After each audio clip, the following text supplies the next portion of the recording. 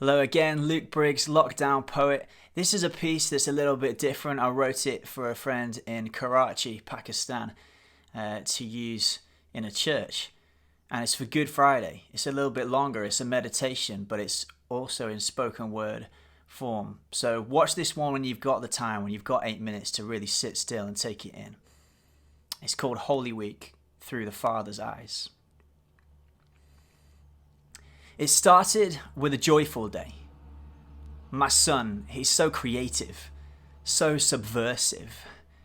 As the nationalistic fervour bubbled up to boiling point and the tents lined the street from the mountain to the city, my boy made his entrance. It was perfect. At the exact same time as the Roman ruler sat atop his high white horse on the other side of town, my boy climbed onto a little donkey now as his steed. Ridiculous he looked indeed, and yet the people that gathered had got it. They knew their scriptures. Zechariah 9:9, "Behold, your king is coming to you humble and mounted on a donkey." This was political and prophetic. It was biblical and magnetic. "Hosanna!" they cried as their coach they laid down and proclaimed with a shout their prayers mixed with great praise. Now a big palm branches waved. Revolution, symbolism. He's a creative one, my son. He entered the temple. He did me proud. His anger, like mine, of course, but was rare, but righteous now, as he turned over the tables and cleaned the place out, purging our house of prayer from all the swindling of morally dwindling crowds that gathered there and crowed with their calamitous commerce. His mercy is massive, and he is just like me, but we're not passive. He needed to do that. And so the week went on. By Thursday, he was celebrating my people's freedom with his friends in song and table fellowship. A beautiful banquet. But little did they realize what he and I already knew. It would be their last supper, in a sense. And so he instituted a glorious practice of all senses worship: body, bread, blood, wine. His apprentices couldn't quite understand at the time.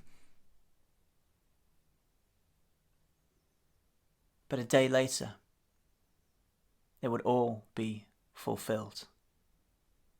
"Do this to remember me," he decreed as they filled up their stomachs with the food and sipped from the cup. But one among them was darkened of heart.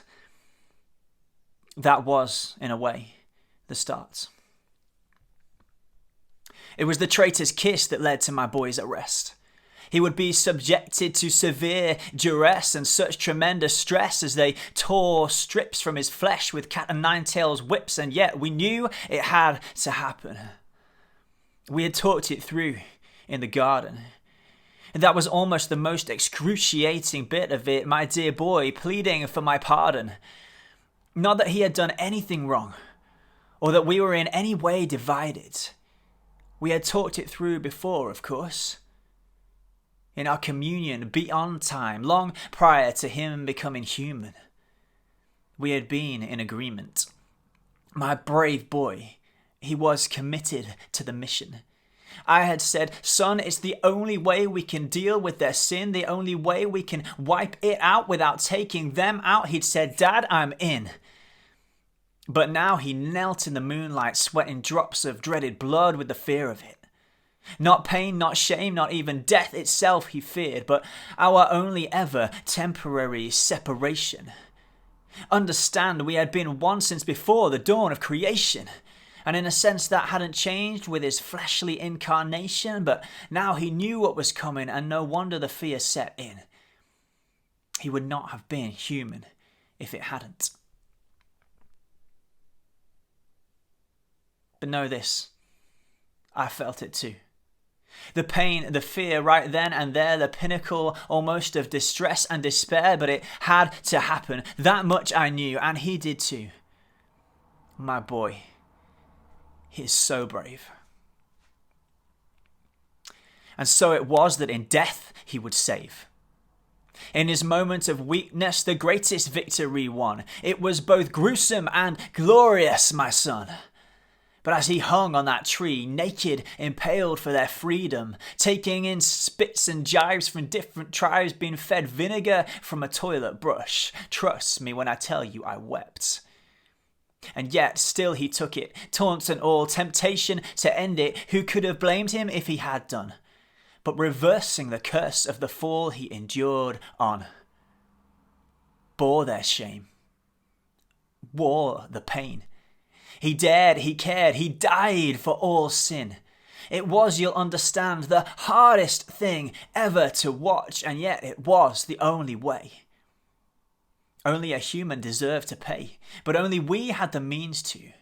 So necessarily it was only someone both wholly human and definitely divine that could hang in their place on that cruel cross in that time, his loss of life stretching both forward and back in history.